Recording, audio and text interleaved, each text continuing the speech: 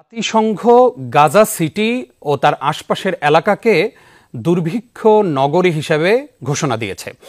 নির্মমতার চূড়ান্ত দৃষ্টান্ত স্থাপন করেছে ইসরায়েল এবং আজকে বিশ্ব মোড়লেরা সবকিছু দেখেও যেন চুপ, কোনো কিছুই যেন তারা দেখছে না।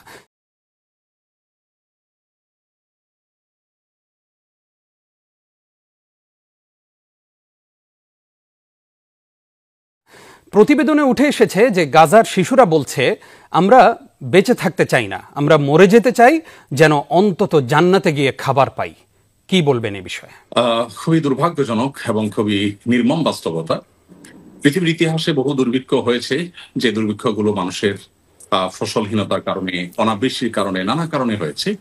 কিন্তু মানুষের হাতে সৃষ্ট দুর্ভিক্ষ, মানুষ ইচ্ছাকৃতভাবে, পরিকল্পিতভাবে একটি অঞ্চলের মানুষকে দুর্ভিক্ষের মধ্যে ঠেলে দিতে পারে, দুর্ভিক্ষের মুখোমুখি ফেলে দিতে পারে এবং গোটা পৃথিবীর মানুষ কলোসিয়ামের মতো স্টেডিয়ামে বসে সেটাকে উপভোগ করতে পারে, এরকম পাশবিকতা এবং এরকম নির্মমতা পৃথিবীর ইতিহাসে প্রথম ঘটেছে গাজার বেলায়।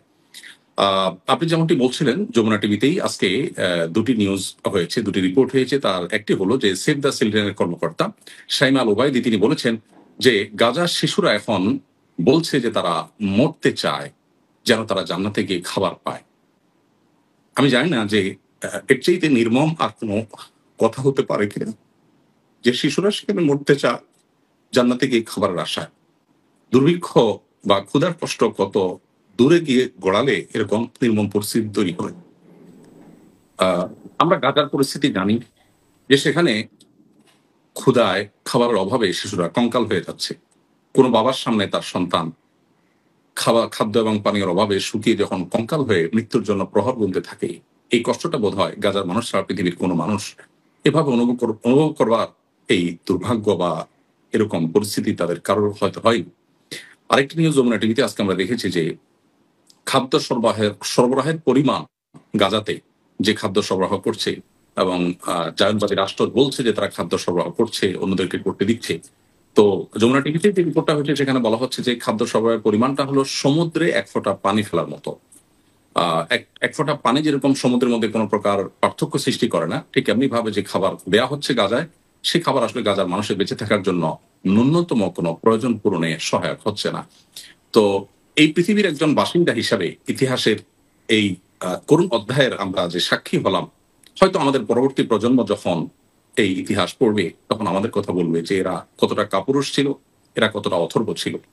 সবচেয়ে দুর্ভাগ্য লাগে সে মুসলিম দেশগুলোর জন্য বা মুসলিম প্রধান দেশগুলোর জন্য, যে মুসলিম প্রধান দেশগুলো অমুসলিম দেশগুলো, অস্ট্রেলিয়া, স্পেন সহ পৃথিবীর অনেক দেশ আজ যে ভূমিকাটা রাখছে, এটুকু ভূমিকা পর্যন্ত তারা রাখতে পারছে না। এটা আমাদের জন্য দুর্ভাগ্যজনক এবং মানব ইতিহাসের সবচেয়ে কলঙ্কজনক অধ্যায়।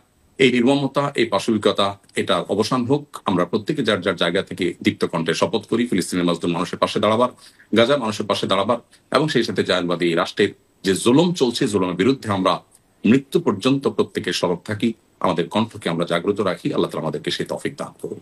আল্লাহুম্মা আমিন। আপনাকে অসংখ্য ধন্যবাদ।